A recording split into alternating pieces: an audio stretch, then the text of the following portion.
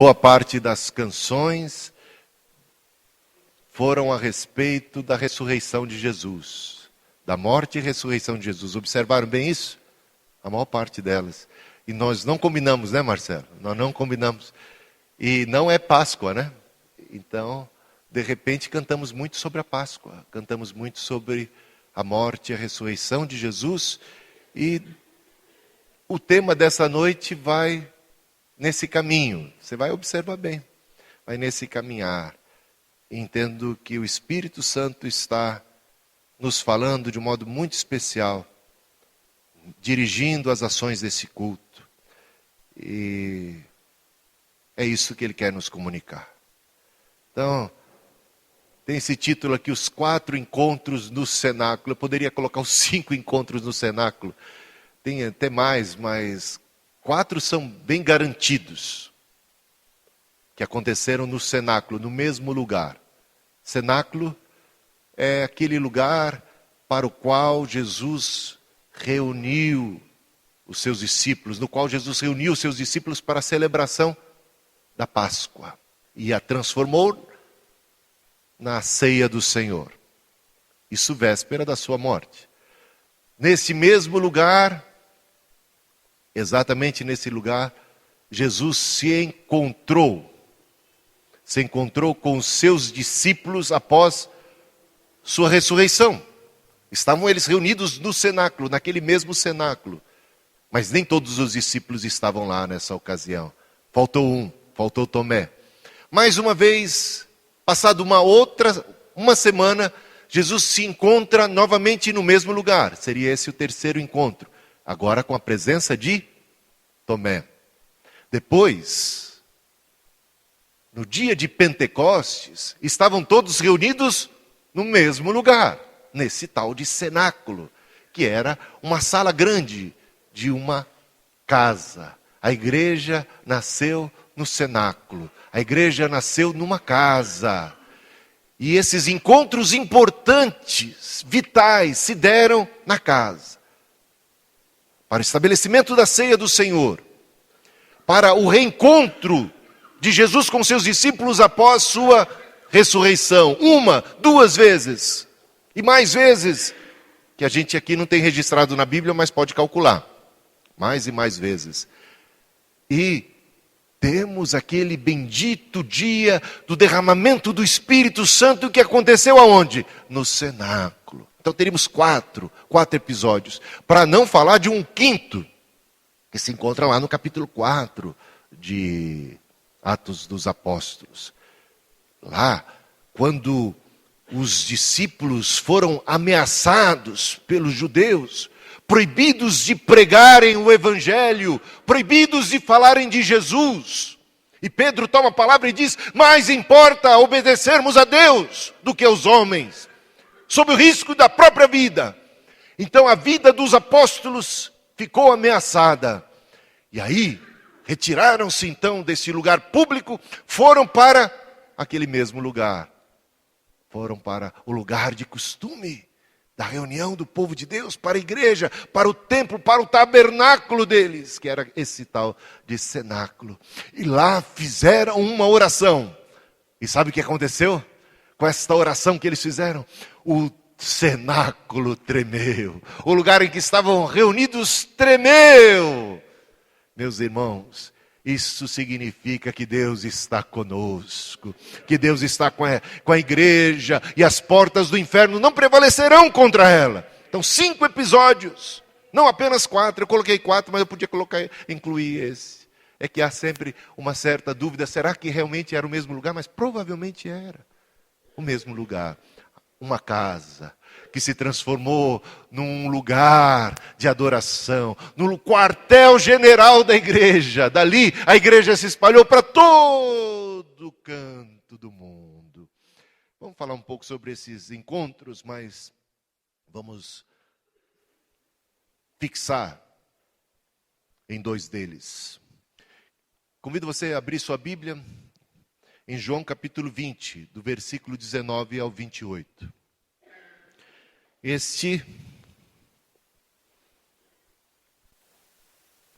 Temos aqui pelo menos 2 episódios, né? O segundo e o terceiro encontros especiais que aconteceram no cenáculo. Vejamos então? João capítulo 20, a partir do versículo 19 até o versículo 28. Chegada, pois, a tarde daquele dia, o primeiro da semana, e cerradas as portas onde os discípulos, com medo dos judeus, se tinham ajuntado, chegou Jesus e pôs-se no meio e disse-lhes: paz seja convosco.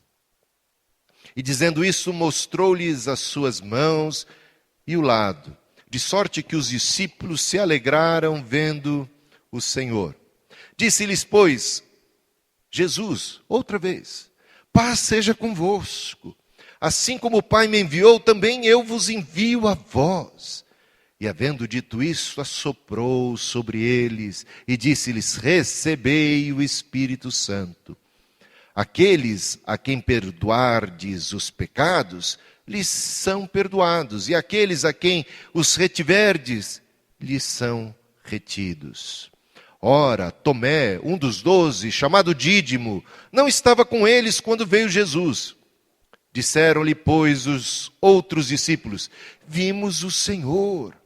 Mas ele disse-lhes: se eu não vir o sinal dos cravos em suas mãos, e não puser o meu dedo no lado dos cravos, e não puser a minha mão no seu lado, de maneira nenhuma o crerei.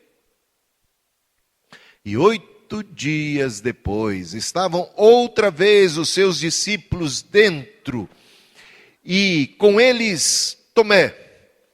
Chegou Jesus, estando as portas fechadas, e apresentou-se no meio e disse: paz seja convosco.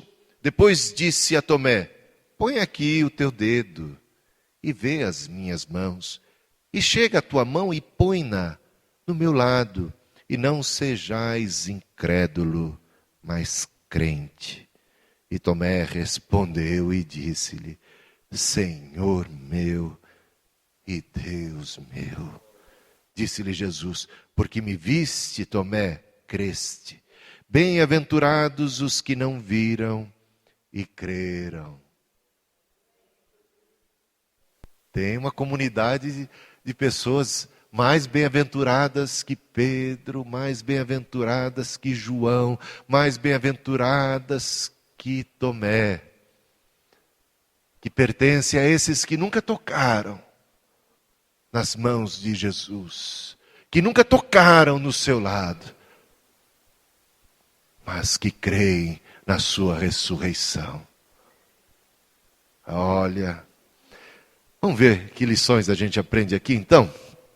Esses 4 encontros, primeiros o do cenáculo, que aconteceram no cenáculo, aquele da Páscoa, aquele da ressurreição, que é o primeiro encontro, esse do terceiro, o primeiro encontro de Jesus com os discípulos depois da ressurreição, que é o segundo encontro no cenáculo. Temos o terceiro encontro, que é esse de Tomé, aqui, por último, né? E o quarto encontro do derramamento do Espírito Santo, e aquele quinto que já falei, que se deu quando o cenáculo tremeu. Veja, Tomé faltou no segundo encontro. É muito interessante que a gente tem que entender isso direitinho. Por que Tomé faltou? Por que todos os discípulos estavam presentes, reunidos no mesmo lugar da Páscoa, após a ressurreição de Jesus? Porque Maria Madalena, e até mesmo os discípulos do caminho de Emaús, aqueles 2 que já estavam... Porque quando Jesus morreu, a coisa ficou feia. Quando Jesus morreu, caiu o semblante dos discípulos. Eles se entristeceram profundamente, eles ficaram confusos, eles ficaram perplexos. Eles contemplaram Jesus sendo morto na cruz. Depois, eles ajudaram Jesus a ser removido da cruz. Sabemos que João estava lá, pelo menos ele. E é possível que outros também tenham se achegado para tirar Jesus da cruz, um corpo frio, endurecido. Esses discípulos ajudaram a tirar os cravos, os pregos das mãos e dos pés de Jesus. Eles constataram, eles colocaram as mãos Eles ajudaram a carregar o corpo inerte, gelado, endurecido. Eles presenciaram o fato categórico da morte de Jesus. Eles foram testemunhas vivas de que Jesus morreu. E com ele morreu o sonho. E com ele morreu a esperança. E com ele morreu tudo. Tudo que eles tinham de melhor e mais bendito. Estavam totalmente arrasados. E Pedro ainda com um sentimento de culpa terrível por ter negado a Jesus 3 vezes. Desolados eles estavam com medo, percebam. Com medo, mesmo quando Maria Madalena, a primeira testemunha de Cristo Jesus ressurreto dentre os mortos, contou para eles, e a gente sabe muito bem, leia lá o texto de Lucas, que mostra que nenhum discípulo, nem Pedro creu, nem João acreditou na ressurreição quando Maria deu testemunho. Eles achavam que ela tinha ficado louca. Vieram depois os discípulos, os 2 do caminho de Emaús, e testificaram. Eles ficaram também assim, balançados, ainda não acreditavam. Mas por causa de Maria Madalena e por causa dos discípulos que retornaram do caminho de Emaús, dando testemunho da ressurreição, eles ficaram atônitos. Eles ficaram assim, o que está acontecendo? Será que o pessoal pirou? O que está acontecendo? Mas ficaram juntos. E provavelmente essa notícia chegou a Tomé. Mas Tomé, de todos os discípulos incrédulos, porque eles não eram muito crentes, veja que nenhum deles estava crendo assim facilmente. Tomé era disparado o mais incrédulo. E não quis nem assim participar daquele encontro com os Cleopas, com a Maria Madalena e os demais discípulos. E por que ele não veio àquele encontro, onde Maria estava anunciando a ressurreição de Jesus, onde a Cleopas e o outro companheiro do caminho de Emaús estavam anunciando? Porque ele não participou da reunião da igreja, porque ele não participou do culto, ele perdeu uma coisa maravilhosa, que foi a manifestação de Jesus Cristo. Porque Jesus já tinha prometido, onde 2 ou 3 ou mais estiverem reunidos em meu nome, ali eu estarei. Muito importante. Então eu chamo a atenção para vocês sobre a importância da congregação. A importância das reuniões da igreja, dos cultos. O Senhor se manifesta nelas. Há coisas que acontecem somente quando nós estamos juntos. E que nós jamais encontraremos sozinhos. Jamais encontraremos sozinhos. Saiba disso, Jesus mesmo disse, eu estarei, de um modo especial ele está dizendo. De uma maneira especial, Cristo se revela à comunidade. Coisa que aqueles que estão sós e alheios e distantes vão perder. E Tomé perdeu. Perdeu aquele culto e perdeu aquela revelação de Jesus Cristo. Quando de repente o que a gente vê, os discípulos atordoados. E aí vem um outro ponto da mensagem que eu queria chamar a atenção de vocês. Quantas coisas ameaçadoras desta vida. Quantos adversários. Quantos inimigos. Quanta coisa ao nosso redor que nos deixa numa posição, muitas vezes, de autodefesa, de fuga. Estamos trancafiados. É o caso deles. E estavam amedrontados. Se sentiam ameaçados pelo perigo daqueles que mataram a Cristo, que queriam também matar os seus seguidores. Buscavam extirpar o cristianismo. Acabar com o cristianismo. E de repente os discípulos se sentiram ameaçados. O que fizeram? Fugiram e se esconderam. Estavam escondidos, acuados, amedrontados, se sentindo ameaçados, se sentindo como que um joguete nas mãos dos homens, das circunstâncias, dos malfeitores. Perplexos, atormentados, perturbados, oprimidos. E não é à toa que se sentissem assim, porque acabaram de ver o seu Senhor morto. E isto eles tinham tido algo de mais concreto. Cristo morreu. Você sabe que Jesus, e aí a gente volta lá para falar daquele primeiro encontro no cenáculo, que é o da Páscoa. Um encontro no cenáculo que se dá exatamente na época da Páscoa. O cenáculo e a cruz. Jesus nasceu num período terrível para o povo judeu. O povo judeu estava subjugado sob o domínio do Império Romano. E isso não era brincadeira. Só no ano em que Jesus nasceu, o seu povo judeu, diz aqui 2.000 judeus foram crucificados no ano em que Jesus nasceu.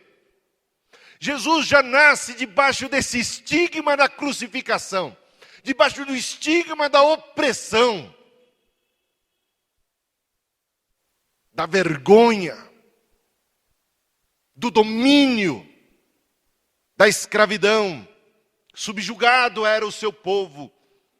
E aí a cruz não era brincadeira, gente. A cruz, o mais terrível instrumento de tortura e morte, de terror, para causar pânico. Era um espetáculo público para todo mundo ver, que durava dias, porque mesmo depois da pessoa morta na cruz, ela ficava exposta durante dias. E os pássaros, abutres, urubus, vinham para comer a carne. Era um espetáculo horrendo. Era uma morte cruel. Os romanos utilizavam isso amplamente para causar pavor. E os crimes que incorriam nesse tipo de punição eram de traição, de deserção, de roubo, pirataria, assassinato, sedição. Qualquer espécie de ameaça, de rebeldia contra o status quo, contra o império, já incorria nisso. E você sabe que Jesus foi acusado de querer o lugar de César. Lembra disso? Por isso tinha lá, rei dos judeus. Ele quer ser o rei. Então deve morrer. A duração da agonia dependia da constituição física do indivíduo que estava sendo crucificado. E além disso também da gravidade dos açoites, porque antes da crucificação se davam açoites. Havia uma sessão, ou mais, como no caso de Jesus, até mais que uma sessão, de açoites cruéis. E veja que Jesus ficou tão debilitado por conta dos açoites que foi incapaz de carregar aquela cruz, ou aquela parte de cima da cruz. Tal era a sua fraqueza. Por isso ele morreu rápido. Porque eles o açoitaram a ponto dele quase morrer. E os discípulos contemplaram isso. Isso era ameaçador para os próprios discípulos. Por isso Pedro negou a Jesus. O sofrimento era intenso, especialmente em climas quentes. Uma grave inflamação produzia febre traumática. 3 agravantes: a exposição ao sol, aos insetos. A gente já fica chateado quando tem um inseto rodeando a gente usa a mão para tirar. E quando a gente tem uma ferida, às vezes, né, o inseto vem lá. Lembro quando eu cortei o dedão do pé, mas os bichos sentem, né? Eles vêm, aqueles mosquitinhos pequenininhos, um monte deles. Você tem que cobrir. E quando você não pode? E quando você está exposto? Posição retorcida do corpo, uma sede insuportável, dificuldade para respirar. Os sofrimentos produziam uma agonia excruciante. A mente ficava tomada de ansiedade e pavor. A vítima da crucificação literalmente morria 1000 vezes, 1000 mortes. Morria aos poucos, morria o tempo todo, não parava de morrer, não acabava aquela agonia. Podia ocorrer tétano e até graves convulsões. Devido ao sofrimento e à ignomínia dessa forma de execução, era considerada a penalidade suprema, a mais miserável de todas as mortes. E os romanos tinham tanto medo, porque eles gostavam de fazer isso nos outros, mas eles tinham tanto medo de sofrer isso, que tinha até na Constituição de Roma que um romano, por pior que fosse, o pior crime que tivesse cometido, jamais poderia ser crucificado. Eles eram decapitados no máximo. Esta morte era para os não-romanos. Esta morte era para os escravos, para a corja da sociedade. Era reservada para as classes inferiores e os crimes mais hediondos. Carregando Jesus, olha o texto bíblico. 1 Pedro, capítulo 2, versículo 24. Carregando Jesus, Ele mesmo em seu corpo, sobre o madeiro, os nossos pecados, para que nós, mortos aos pecados, vivamos para a justiça. Por suas chagas fostes sarados.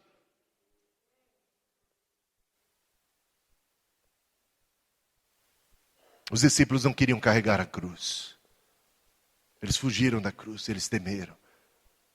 E quando Cristo morreu, eles ficaram acuados, eles ficaram amedrontados, eles ficaram perplexos, eles ficaram quase que como que contando os dias da sua própria morte. Ficaram sem esperança, sem força, sem vigor, sem espírito. Mas no cenáculo eles tiveram esse encontro com o Senhor. Jesus havia morrido, os discípulos ajudaram a tirar Jesus da cruz, tudo isso eu já contei. Eles só acreditaram quando Jesus apareceu no meio deles. As portas estavam trancadas, mas Jesus Todo-Poderoso entrou naquele lugar. Eles ficaram tão alegres, que diz o texto de Lucas, que eles não conseguiam acreditar. Você já ficou muito alegre com alguma coisa que você custou acreditar? Já ficou? É bom demais para ser verdade? Você já teve essa sensação? É bom demais para ser verdade, me belisca. Eu vou tomar um banho frio. Me bate aí, bate no meu rosto para ver se eu estou vivo. Não é possível, eu estou sonhando. Ficamos como quem sonha, quando o Senhor restaurou a nossa sorte. Ficamos como quem sonha, é bom demais, não é possível. É muita alegria, é tanta alegria que não é possível ser verdadeira. Não é possível que isso esteja acontecendo. É bom demais para ser verdade. Só pode ser um sonho. Só pode ser uma fantasia da nossa cabeça. É uma imaginação. É o nosso desejo que está forte demais que isso aconteça.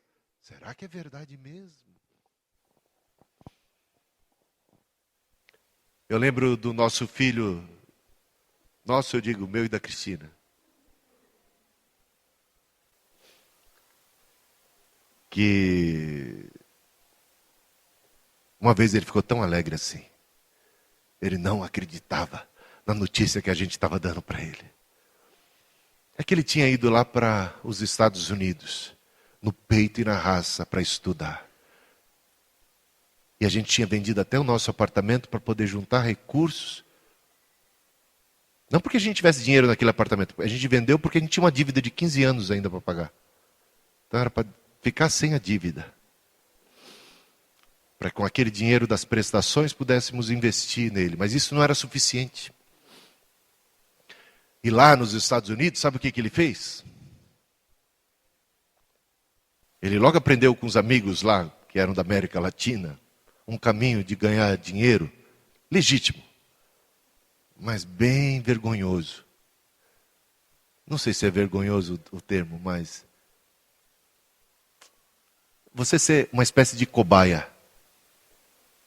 Lá tem aqueles laboratórios, e você se apresenta, entra numa fila e se apresenta para ficar 5 dias, uma semana, fazendo experiência.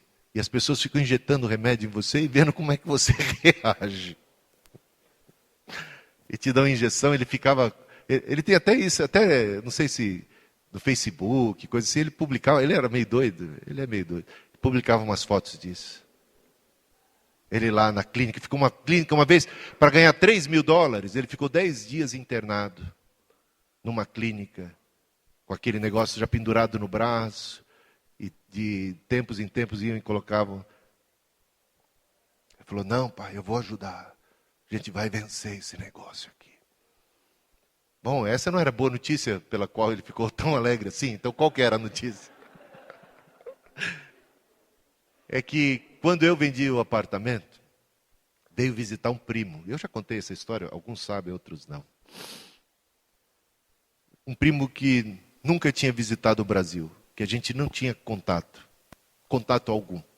Mas ele veio para trazer a prima, que era a mãe dele, mais velha, para conhecer minha mãe. Possivelmente porque queria, antes de partir, pela idade, conhecer uma prima. E veio. E eles vieram. E ele visitou o nosso apartamento. E a gente tinha vendido o apartamento aquela semana. Aquela semana. E conversando, através da minha mãe, ele ficou sabendo que o apartamento tinha sido vendido. E perguntou por quê, e alguém explicou para ele por quê. 2 dias depois ele veio em casa. Ele tinha ficado uma semana naquela época aqui. E ele disse, olha, eu e minha esposa estamos aqui e queremos entrar numa parceria para ajudar seu menino que estava começando os estudos lá. Era o primeiro semestre. Entrar numa parceria. Eu falei, ah é? E como vai ser essa parceria? Quanto é que é o custo lá? Aí eu contei o custo, ele falou assim, nós vamos pagar esse custo. Aí eu falei, mas isso é muito dinheiro. Ele falou assim, se eu disser para você que isso não arranha o meu orçamento, você vai ficar mais sossegado? Bom, aí eu fui ligar, a gente não acreditou. A gente não acredita. Mas fomos ligar depois, ele saiu de lá, a gente estava nas nuvens. Pagar 4 anos de faculdade nos Estados Unidos para o nosso filho, ele não vai precisar mais ficar de cobaia. Ai, que bom. E nós dissemos isso para o Daniel, pelo Skype, comunicando para ele. Quando nós comunicamos, ele disse 1000 vezes, pelo menos, não acredito, e dava pulo dessa altura, eu não acredito. Deixa eu ouvir de novo, mãe, é isso mesmo? Não, eu não acredito. Eu não acredito, isso é impossível. Isso é impossível, eu não acredito. Como? Quem é esse cara? Não... Quem é esse cara? De onde veio? Ele existe de verdade. Como? Nós nunca tínhamos ouvido falar. Não é possível, pai, mãe, vocês estão seguros disso? É demais. E ele cumpriu a palavra. Eu acho que dá para a gente entender melhor, né? Que diante de uma notícia maravilhosa, a gente fica mais incrédulo. A gente fica pasmo, eles puderam tocar, e Jesus falou assim, olha, e ainda tem mais um negócio, o que vocês têm para comer aí? E Jesus comeu com eles, fantasma não come, né? A comida não desaparece do prato assim, como a gente está vendo. E a gente está vendo essa comida entrando e por ali ficando. Ele ressurgiu em carne e osso. Isso é maravilhoso! Jesus tinha dito antes de morrer para os discípulos, olha, eu vou ser tirado do meio de vocês, mas outra vez eu vou ser trazido de volta. Quando eu for tirado, vocês vão ficar muito tristes, mas quando vocês me virem novamente, vocês vão receber uma alegria que ninguém mais vai poder tirar de vocês. Ninguém mais, o mundo não vai poder tirar, o diabo não vai poder tirar, nada nesta vida vai poder tirar. E aqueles discípulos que estavam amedrontados, aqueles discípulos que estavam ali aprisionados, se auto-aprisionando, numa atitude de autopreservação, vão encontrar-se com o Senhor da vida, com o Senhor ressurreto, mais adiante vão receber o Espírito Santo. E Tomé aprendeu a lição, não faltou mais nenhum culto. Tomé vai estar... porque quem faltou naquele culto de derramamento do Espírito Santo depois, hein? É um negócio complicado, né? Mas você tem que estar no grupo. Porque tem coisa que acontece no meio do grupo. Porque Deus é assim, Deus é grupal, Deus é família, Deus é povo. Deus não patrocina o individualismo. Ele patrocina a comunhão. Na comunhão, onde mais estão reunidos. Diz lá o Salmo 133. Ó, quão bom e quão suave é que os irmãos vivam em união. Ali o Senhor ordena a vida e a bênção para sempre. Ali, na comunhão dos santos. Nós somos templo do Espírito Santo. Plural. Nós somos corpo de Cristo. Nós. O corpo, o templo, nós. Juntos. O Espírito se manifesta. Aí Jesus, quando eles estão trancafiados e se apresenta, ele diz para eles. Eu gosto muito desse texto, Lucas 24, 38. Porque vocês estão perturbados e porque se levantam dúvidas em seus corações. O que é que está te perturbando hoje? Você está perturbado? Tem gente que está tão perturbada que nem veio à igreja. Você vê o contrassenso? Eu não estou julgando quem não veio. Às vezes tem gente que não veio porque estava até feliz da vida, né? Mas eu imagino que existam pessoas que não vão porque perderam a esperança. Para que eu vou perder meu tempo na igreja? Não vai acontecer nada.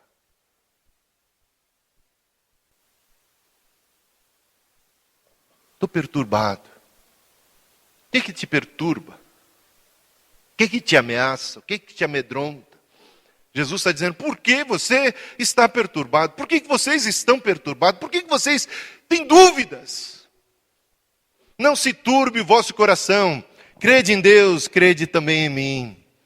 Deixo-vos a paz. A minha paz vos dou.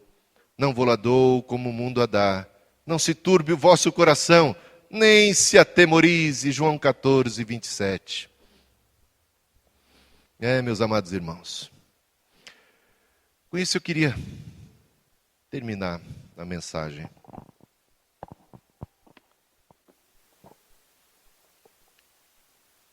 Tem algumas lições, então, e eu ressalto. A primeira sobre a importância de estarmos reunidos como igreja. De não abandonarmos a congregação. De não abandonarmos as reuniões. De participarmos, de estarmos juntos. A segunda é sobre a questão da incredulidade.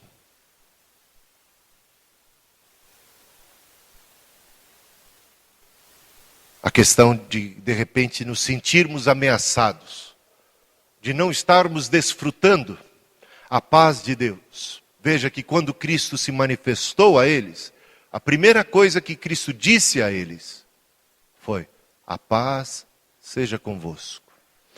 E ao dizer isto, era como que Cristo já tivesse uma radiografia dos corações. E percebia que havia perturbação.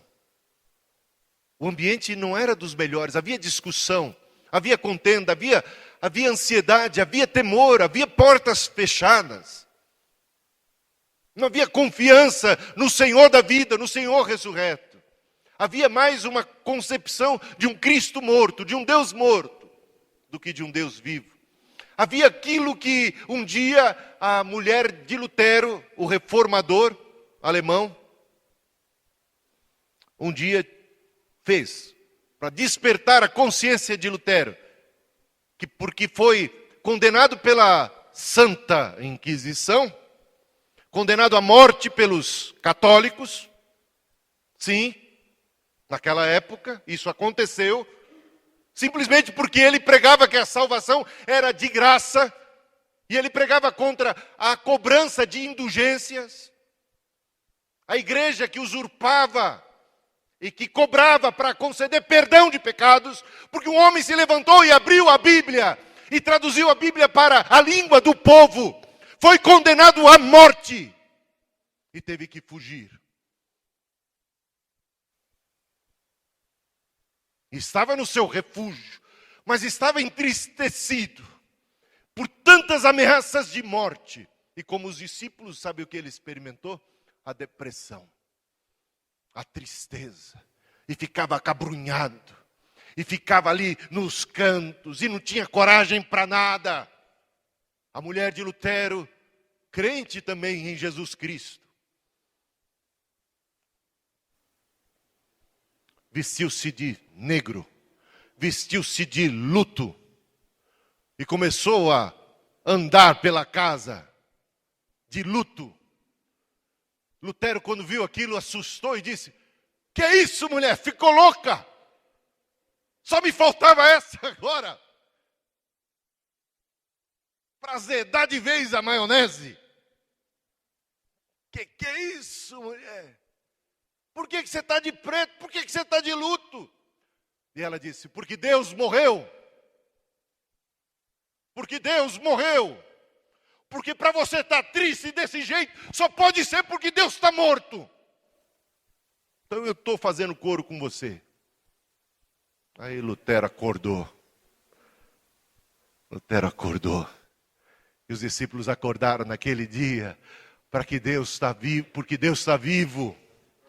E encontrar a força do Espírito para sair para as ruas. Eles que estavam na defensiva, eles que estavam se protegendo e se trancando e se escondendo, depois do derramamento do Espírito, depois da ressurreição do Senhor, depois da aparição do Mestre, se encontram cheios de coragem para pregar em praça pública.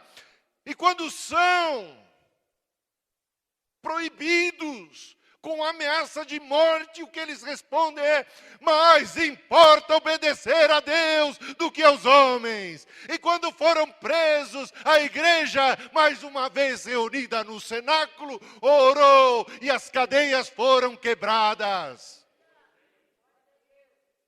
Não vamos morrer de véspera. Um dia chegará o dia da morte de Pedro.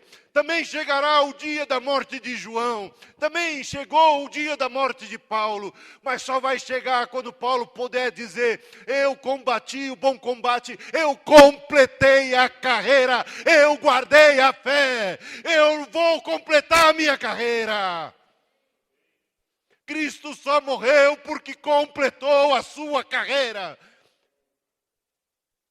Quando a carreira de Pedro ainda não estava completa, e eles prenderam a Pedro, as cadeias se quebraram, e Pedro foi solto. Paulo foi solto muitas vezes, mas um dia chegou o dia da morte de Pedro, o dia da morte de Paulo.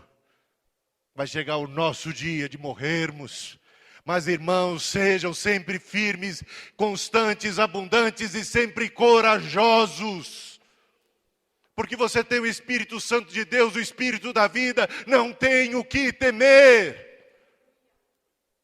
Não tem que temer a fome, não tem que temer a política, não tem que temer o sistema econômico, não tem que temer o desemprego, não tem que temer absolutamente nada. Absolutamente nada. Você precisa ter fé. Crede em Deus, crede também em mim. Crede em Deus. E a alegria de vocês ninguém vai poder tirar. Nada poderá nos separar do amor de Deus que está em Cristo Jesus.